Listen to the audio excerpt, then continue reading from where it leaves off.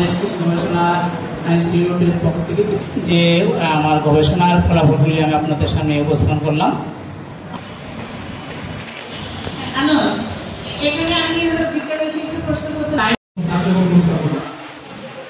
উপজেলা কার্যক্রম উপস্থাপনের জন্য আমি দিনে জমা জানাচ্ছি কৃষিবিদ জনাব মজিদুল আহমেদকে নালিতাবাড়ি উপজেলা কার্যক্রম উপস্থাপনের জন্য কৃষিবিদ জনাব মোহাম্মদ মজিদুল আহমেদ সরিষা উৎপাদন করে এসেছি। এছাড়াও নানা প্রকল্প সাথে আমরা একশো জমিতে সরিষা উৎপাদন করতে পেরেছি।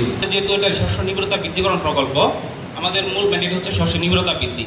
সেক্ষেত্রে আমরা শস্য নিবিড়তা বৃদ্ধি নিয়ে কাজ করবো। বিভিন্নভাবে হতে পারে। আমরা প্রদর্শনী 1 ফসলি, 2 ফসলি, 3 ফসলি জমিকে 4 ফসলি, 5 ফসলি প্রবণে রূপান্তর, অনাবাদী প্রতি জমিগুলো আমরা আসবো। এর মাধ্যমে আমরা শস্য নিবিড়তা বৃদ্ধি করতে পারি। খাদ্য উৎপাদন বৃদ্ধি আমরা সাধারণত এই প্রকল্প আমি আর বেশি বক্তব্য বাড়াচ্ছি না। এবং একরে গড়ে 15 মণ সরিষা হয় এবং এই কৃষক সয়াবিনের পরিবর্তে এই সরিষা বা সূর্যমুখী বা ঝিঙ্গা, পটল যে এলাকায় যেটা হয় এটা আর ভালো ম্যানেজমেন্ট করে কীভাবে আমরা আরও উৎপাদন সেগুলো আমরা খেয়াল করতেছি। নন ক্রিপার বলতে যেটা মানে সোজা আর কি, মানে লটবি অনলি মানে ক্রিমি কালার বা হোয়াইট কালার। এখন কিন্তু পুষ্টিবিজ্ঞানীরা বলে যে 5 রকমের কালারফুল শাকসবজি বা ফলমূল খাওয়া উচিত। এখানে বিভিন্ন রকম অ্যান্টিঅক্সিডেন্ট বা জেন্টোপিল এগুলো থাকে আমাদের স্বাস্থ্যের জন্য খুবই উপকার। এই বিষয়গুলো আমরা করবো। লতি কচু এটা খুব লাভজনক একটা ফসল। এই জমিতে কোনো কিছু হয় না, এখানে কিন্তু প্রচুর আবাদ। আপনারা জেনে গেতে গেলে দেখবেন যদি ভৌত আমরা অর্জন করি তাহলে হচ্ছে 88% আমাদের অর্জন শেষ। আগামী অর্থ বছরের সামান্য কিছু এইগুলো কার্যক্রম আর মূল যেসব কার্যক্রম কিংবা স্থায়ী কার্যক্রম যেগুলো তখন এই প্রকল্প হচ্ছে কিছু উদ্দেশ্য নিয়ে সামনে রেখে হচ্ছে প্রকল্পটা পাশে শস্য নিবিড়তা আছে অঞ্চলে, সেটা হচ্ছে 2208 ছিল, এটি এখন বেড়েছে।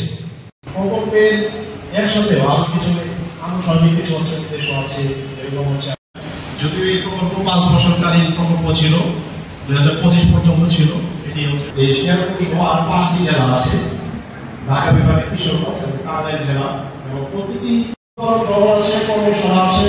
এরকম কর্মশালা আমরা উপজেলায় গিয়ে আমরা কর্মশালা করেছি, অনেক কর্মশালা করেছি আমাদের আছে।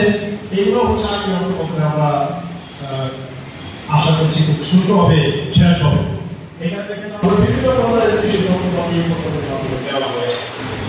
আপনার হচ্ছে এই উল্টাবাড়ির যন্ত্র থেকে শুরু করে আপনার হচ্ছে পাওয়ার স্পেয়ার, তো অনেক ধরনের যন্ত্রপাতি মনে করে এই যন্ত্রপাতি ব্যবহার করবেন এবং হচ্ছে যন্ত্রপাতি মেরামত করবেন। প্রকল্প 1 বছর পরে শেষ হয়ে যাবে, কিন্তু যন্ত্রপাতি আপনার ঘরে থেকে যাবে। যন্ত্রপাতি যদি ব্যবহার না হয়, সুষ্ঠুভাবে মেরামত না হয়, আমাদের হাতে আপনি যাচ্ছি। এবং হচ্ছে বিভিন্ন ধরনের আমরা পিছিয়ে লাগে। এর আগে হচ্ছে গত বছরে আপনি 200 বিঘা চাষ করার জন্য 103 যে আপনার জাত এই উপাবনে আপনারা ফসল করছেন। চারার চাহিদা মিটে এই চারা স্যার জামালপুর স্যার পাঠানো হয় এবং অলরেডি স্যার আমার 64 একটা পলিনেট হাউসে 50,000 মতো চারা আছে স্যার। আপনারা দেখতেছেন, আমরা দেখাতে পারবো। আর এটা আমাদের পিটি স্যার যেটা বলি, এখানে সাংবাদিক ভাইরাও আছে, আমাদের উপসহকারী কৃষি কর্মকর্তা কৃষকরাও আছে।